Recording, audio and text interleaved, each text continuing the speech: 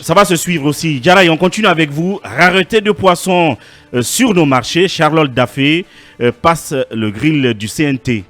Oui, bien sûr. C'était hier au cours d'une session plénière tenue au CNT. Donc, la ministre de la Pêche, Madame Charlotte Daffé, a été interrogée par des conseillers nationaux de la transition. Ouais. Et à l'occasion, elle a été soumise à plus d'une vingtaine de questions concoctées par 59, si je ne m'abuse, 59 conseillers nationaux de la transition. Oui. Et finalement, c'était l'occasion pour la ministre quand même de poser le diagnostic par rapport au secteur de la pêche, soulever notamment des problèmes et des problématiques qui s'imposent à son département. Et parmi les problèmes auxquels son secteur fait face, c'est justement la rareté du poisson. Vous savez, il y a une mesure qui avait été rendue publique lundi par rapport à l'interdiction de l'exportation du poisson sous toutes ses formes. Et finalement, elle a quand même donné les raisons qui font que pour le moment, le poisson se fait rare sur les marchés guinéens, notamment dans le pays.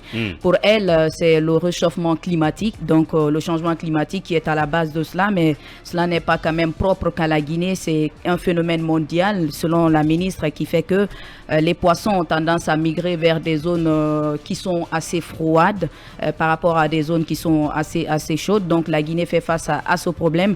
Et donc par rapport à l'approvisionnement du poisson, elle y a mis l'accent par rapport à la pêche artisanale, industrielle, et également les importations qui ravitaillent les marchés de Conakry en poisson. Et finalement, le problème auquel la Guinée fait face, c'est justement le fait qu'il n'y a pas à 100% de Guinéens qui font la pêche artisanale, ce qui fait que dans les autres pays, c'est assez développé, et en Guinée, c'est pas le cas, ce qui fait que le secteur est quand même va en balbutiement. Et après, par rapport à la pêche industrielle, elle a mis l'accent sur le fait que le pays ne dispose pas de navires industriels. Dans les pays de la sous-région, ils sont déjà avancés sur cela. Ils sont parvenus même à faire en sorte que ces navires soient une flotte nationale, ce qui n'est pas encore le cas en Guinée. Donc par rapport à tous ces problèmes, notamment sur la fourniture en poisson, le ravitaillement,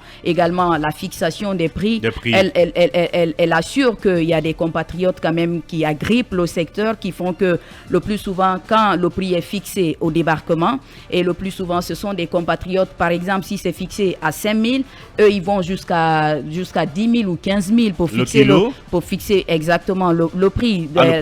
Oui. Le carton, je ne sais pas. Oui, le carton. Okay. Le carton, si c'est à 100 000, je prends un exemple. Si c'est à 100 000, eux, ils vont pour doubler ou tripler sur le marché, ce qui fait que sur le marché guinéen, malgré la rareté, il y a aussi le prix qui est extrêmement exorbitant.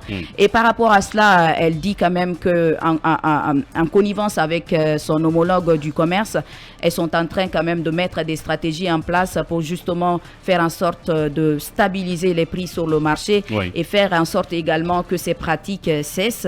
Parmi les dispositions qu'elles ont notamment envisagé de prendre, c'est d'exiger le paiement des embarquements, que ce soit pour des navires qui ont des licences, mais également pour des embarcations pour les pêcheurs artisanaux. Mais en tout cas, le phénomène qui fait que les pêcheurs artisanaux ne sont pas en tout cas très très investis, c'est parce qu'ils n'ont pas de financement, ils ne sont pas appuyés par l'État. Et donc de ce point de vue, elle encourage que la pêche artisanale soit développée dans le pays pour permettre à ce que le pays soit suffisamment desservi en poisson. Mais après, elle nous indique également que le pays actuellement fait face à la rareté de poissons, mais également à d'autres produits halieutiques ou des fruits de mer qui sont prisés en Guinée, ce qui fait que cela a un lien avec la dégradation de l'environnement, ce qui met encore sur la table cette question de réchauffement climatique. Vous savez que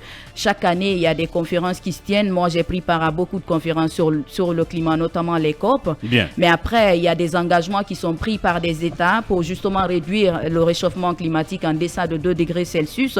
Mais après, nous voyons que les grands pollueurs n'ont pas encore, en tout cas, même s'il y a des stratégies qui sont mises en place pour justement faire face à cela, mais après, le phénomène de pollution continue encore. Donc, c'est les plus forts qui dominent les plus faibles et la Guinée est du côté des plus faibles. Donc, il faut faire très attention parce que à cette allure, vous savez quand même que le poisson est quand même un produit de base très consommé en Guinée et donc sa rareté pourrait quand même créer une sorte de soucis. crise. Oui, mais est-ce que Charlotte Daffé a convaincu sur toute la ligne? Il paraît qu'elle a fait plusieurs heures.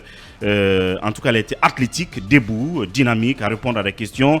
Il va falloir qu'on les fact-check jour après jour, mais rien que sur l'aspect poisson, il y a un seul argument moi qui ne m'a pas convaincu quand elle dit que s'il y a une rareté de poissons, c'est parce que la démographie a gonflé. J'ai envie de dire, pour moi, chez moi, ça ne passe pas du tout. Qu'est-ce que les Chinois diraient à leur population? Non, ça ne... Qui sont autosuffisants en bien de choses. Ouais. Les Indiens qui sont combien quand même près de milliards, quoi. Non, mais